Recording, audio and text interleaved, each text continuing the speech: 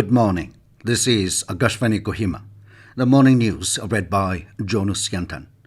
The Asam Rifles have established the Subedar PEP Chhetri Kirti Chakra Center of Excellence at Ghaspani in Nagaland.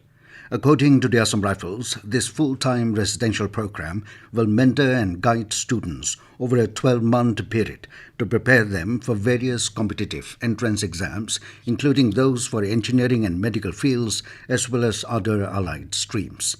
The program, under the direction of the Director General Asam Rifles, will be implemented by the National Integrity and Educational Development Organization, an educational NGO, while the Inspector General Asam Rifles North will oversee the project's overall operations with funding support provided by Axis Bank. In this connection, a Memorandum of Understanding was signed yesterday under the aegis of DGAR at Ghaspani, Nagaland. In his speech, Major General Manish Kumar emphasized Asam Rifles' efforts to empower the youth of the Northeast by providing them with value-based education and soft skills, leading to increased success and employment opportunities for underserved sections of the nation. Army Chief General Upendra Dwivedi yesterday chaired a high-level meeting on the ongoing transformational initiatives by the Indian Army in its contribution towards achieving the objective of Viksit Bharat by 2047. The Ministry of Defence in a statement said that discussions were held around the reorganization of Army headquarters, command headquarters and other key formations to ensure optimal efficiency and operational readiness. The Indian Army's focus will be on modernization of all combat arms, combat support arms and the logistic units. Discussions were also held on enhancing joint operations and integration between the Army, Navy and the Air Force to face the future challenges of warfare.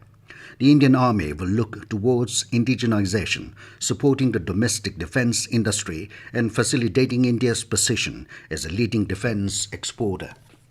Nagaland Science Mission (NSM) under the Department of Science and Technology is creating a human resource database for Naga researchers, scientists and technologists in the field of science and technology. NSM said the main aim for this is to have better linkages, create a common platform for the indigenous Nagas working in various fields of science and technology to foster the scientific sustainable development in the state. It is also aimed to acknowledge and facilitate the achievement of Nagas for their contribution to science and technology in India and abroad. With these broad objectives, Naga researchers, scientists and technologists working in various fields of science have been requested to register with NSM by submitting the latest resume with photographs to nsm.nagaland@gmail.com on or before 31st of October. Officer trainees of 2023 batch of Indian Foreign Service yesterday called on President Draupadi Murmu at the Rashtrapati Bhavan. The President reminded the officers that they represent not only the Government of India but the 1.4 billion Indians and their hopes and aspirations. She also added that a good diplomat needs to be a good communicator and a strategic thinker.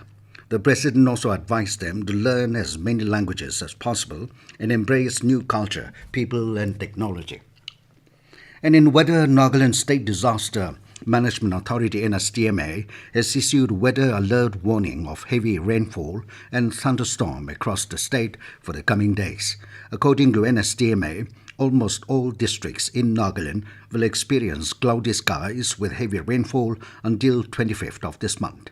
The districts expected to be most affected by heavy rainfall include Kohima, Twensang, Mukokchung, Mon, Kifre, Zunuputo, Pek and Beren. NSDMA has advised residents in these areas to take necessary precautions and exercise caution against lightning strikes and gale force winds, which may cause disruptions in communication and connectivity.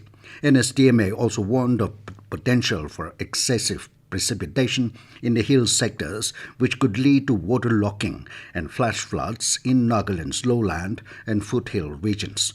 Areas at particular risk include Dimapur, Newland, Jumukedima, Pandari, Bangdi, Dizit and Tuli.